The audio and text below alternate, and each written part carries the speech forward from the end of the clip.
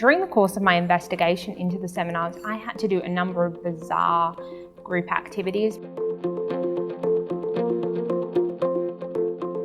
I had to put my hand through a block of wood, imagine I was at my own funeral, give massages to fellow attendees, chant and dance to ramp up my emotions.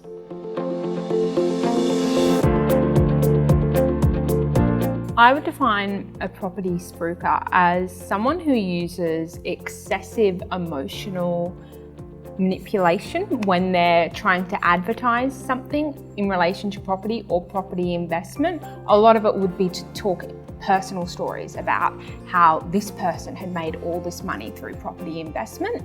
Some of the testimonials I noticed came from people who worked for the company or were affiliated with the company, but then in the way the testimonials were presented, they didn't always disclose that they were employed by the companies. They didn't mention how much debt these people were in, which I think is something that's very important.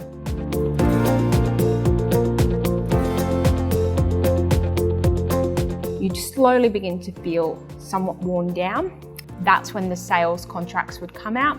Often the sales contracts too would have special deals where you could sign now and get 50% off. Or on one seminar I went to, you could get a $10,000 discount on their education course, but only if you signed up during the lunch break, so that people were feeling a lot of time pressure.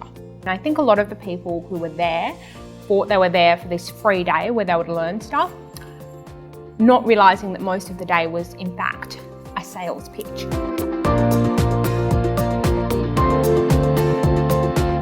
Ask yourself, why is this free and where are they earning their money?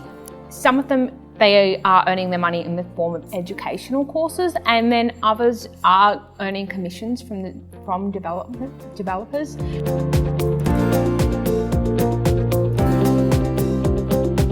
I spoke to a number of people who had been burnt by property spruikers as part of my research, and the thing was, it had long-standing ramifications upon their lives. Many of them had bought into these investment schemes or bought these investment properties with the idea it would help them for their retirement. Very tragically, many of them actually had lost their own homes or were in the process of losing their own homes because these investments hadn't worked. My advice to anyone would be, remember, these are salespeople.